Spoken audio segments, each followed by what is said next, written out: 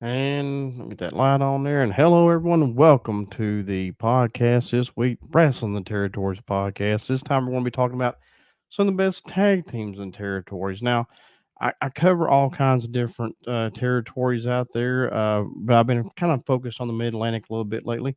But we want to talk about tag teams throughout. So you're talking about, the NWA, talking about World Class, UWF, or Mid South, the WWF, AWA, and more. So we're gonna start this, and it'll be kind of like maybe a two-parter. So I'll do this one tonight, and then I'll do another one another night. Now, so I'm not going to really focus on like stables or groups, things like that. I'm just basically tag teams. Now there may be tag teams that's involved with groups and stables, but it's basically just the tag team and how well they did and championships they've accomplished and things like that. So we're going to first get started with Tully Blanchard and Arn Anderson. Now these two guys, of course, members of the Four Horsemen, and they, of course, had teamed up some between '85 and early '87. Of course, you'd have six-man tags and things like that too. But it wasn't until Tully Blanchard loses the TV title to Nikita Koloff in 1987 that Arn and Tully officially become a tag team. Now, they kind of hint before this that they want to go after the Rock and Roll Express and for those World Tag Team titles. And it's then they go ahead and have some matches with him while Tully's still the TV champion. But it's not long after he loses the TV title, maybe about a month after he loses the TV title, or so, not even maybe a month. But they become World Tag Team Champions, defeating the Rock and Roll Express in a controversial matchup. What happened was the Rock and Roll Express confronts the Midnight Express in an interview time, and the Midnight Express attacks the Rock and Roll Express, injures Ricky Morton's shoulder. It's Robert versus Arn and Tully for probably a good few minutes in the match. Ricky finally comes out. He's taped up. He's bandaged up his arm and everything. He gets a tag in from Robert as he makes himself tag in. And Arn and Tully start working on the arm. Robert comes in the ring saying, "Forget it, forget it. I don't want him to get hurt." He stops the match and it gives Arn and Tully the tag team titles. So they have a pretty successful run. They go from that to the Road Warriors and have a program with them at Starcade where they lose to the Road Warriors via disqualification but keeping their tag team belts.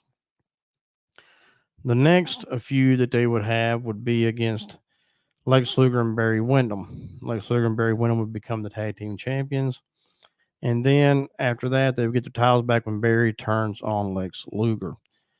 They had a successful run throughout the summer of '88 until they dropped the titles to the Midnight Express because Tully and Arnis had enough of the NWA and they're going to leave. So they dropped the NWA World Tag titles to the Midnight Express and go to the WWF where they become the Brain Busters and being managed by Bobby the Brain Heenan. And there they win the WWF Tag Team Championships. But very successful, very good tag team. Tully Blanchard and Arn Anderson, good way to start this program. Okay, and our next tag team we're going to talk about is the Rock and Roll Express. Just talked about them a little bit with the Arn and Tully situation, but go back to the Mid South days. They had a big feud with the Midnight Express, where they become the Mid South Tag Team Champions. Have a very successful run in Mid South. It's then that Crockett and Dusty Rose notice them and brings them to the NWA. In their first match out, they defeat the Russians, and that's Crusher Khrushchev and Ivan Koloff to become the NWA World Tag Team Champions. Those titles are held by them until the Russians get them back, and then they take on Nikita and Ivan at Starcade '85 inside a steel cage, where they get the tag titles back. They keep those titles until early '86 when the Midnight Express, who they feuded heavily with in Mid South, is now, of course, in the NWA with them. They come about at the same time, and now they're reigniting the feud. And at this point, the Midnight Express become tag champions and hold them for a pretty good part of '86 until the Rock and Roll Express defeats them. I think it was around August of '86, if I'm not mistaken. And then the Rock and Roll Express defends and successfully defends against Ole and Arn Anderson at Starrcade '86, where they then lose the tag titles to Manny Fernandez and Rick Rude just a couple weeks later on NWA Saturday Night. fast forward into 87, and it's around April or May or so where they become the tag team champions again, but defeating Ivan Koloff and Raging Bull, although that's not shown on TV. And I have talked about this in Paul Jones's Army podcast. Very controversial. It does show a match where they beat Rick Rude and the Raging Bull, but it wasn't for the tag belts necessarily. What happened was Rick Rude is injured, but actually is leaving the NWA. Actually took the tag belt with him, and that's when the blue gold global looking belts come along, and they're beautiful blue straps. Um, they had them a little bit back in '86. You'll see them in a couple of Saturday night shows. Those tag belts are the staple that they use from then on out.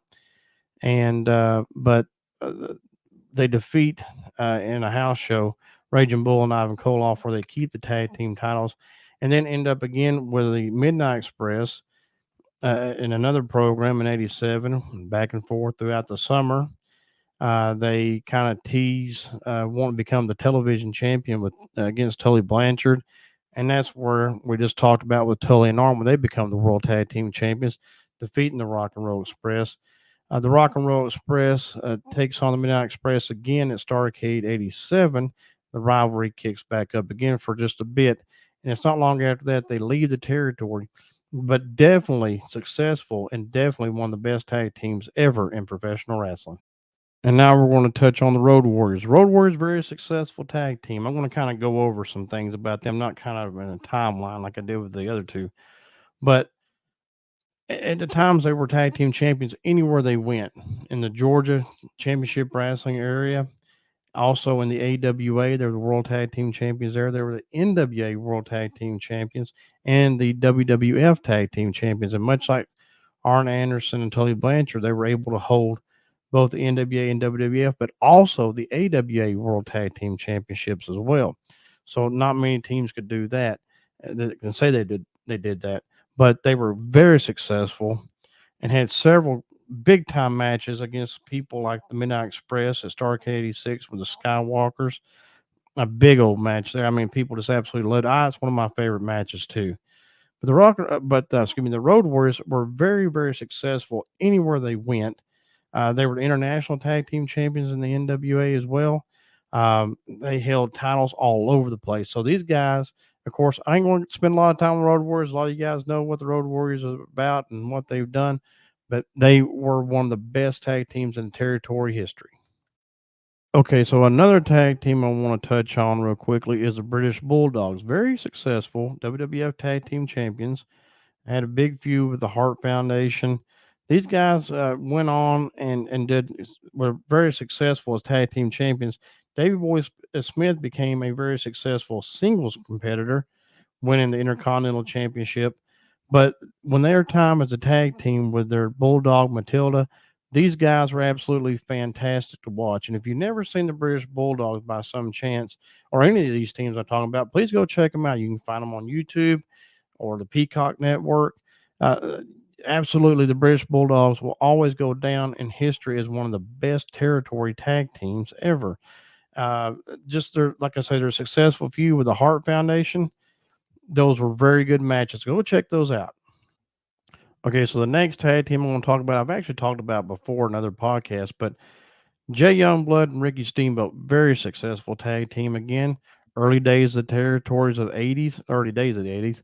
1983, they were very successful in their defeating of Sergeant Slaughter and Don Cornudle for the World Tag Titles in a sellout that actually had to have people watch it from a satellite area that was near the arena. And the thing was, it was inside a steel cage, and people just absolutely loved it, went crazy for it. They became tag team champions in '83, lost them to the Briscoes later that year, only to regain them at Starrcade '83. But yet, Ricky Steamboat and Jay Youngblood will definitely go down in history as a successful tag team of the territory. So if you've never seen those guys, you've never seen those matches, go check them out. They're really worth watching. The Starrcade '83 match against the Briscoes are very, very good. And if you can find, a lot of times you can find this. I think it's also on the Peacock Network, but I'm sure you can find it here on YouTube. Their matchup in that steel cage with Sergeant Slaughter and Don Cornudle. It's well worth watching. If you got the Peacock, you can kind of follow that. on the Mid Atlantic Championship Wrestling. You kind of follow how it started, how it went, how it ended, and it was just absolutely phenomenal. And just the fans went crazy over that. Sorry, I think I lost connection there for a second.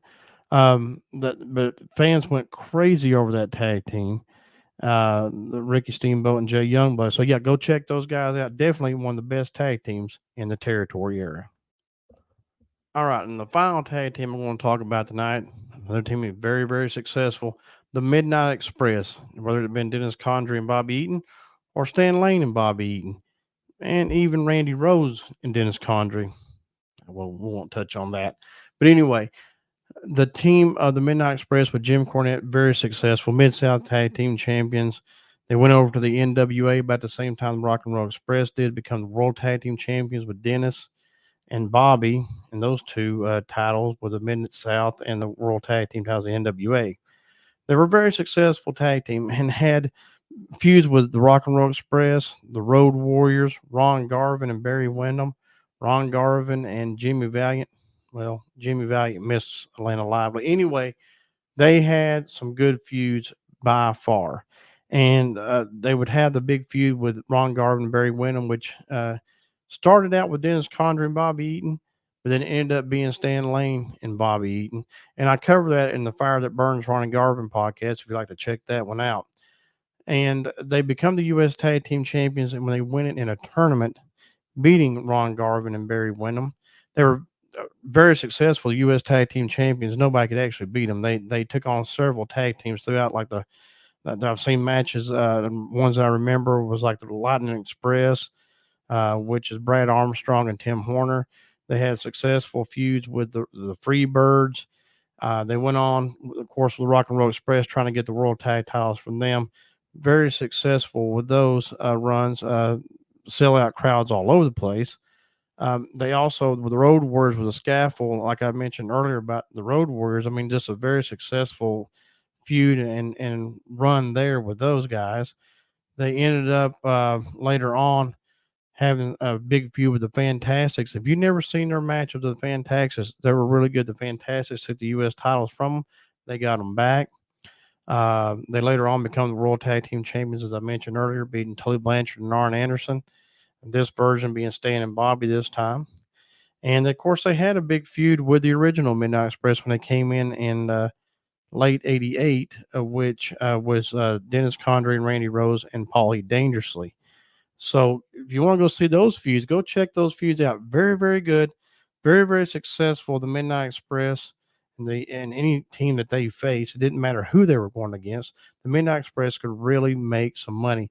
They became U.S. Tag Champions again in the early 90s until they dismantled, but they also became the Heavenly Bodies.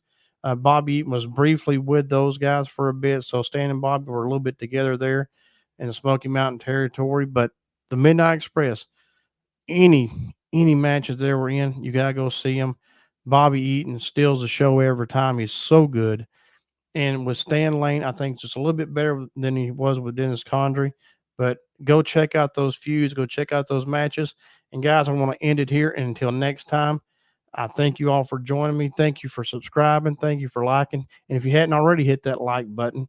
And until next time, God bless. See you soon.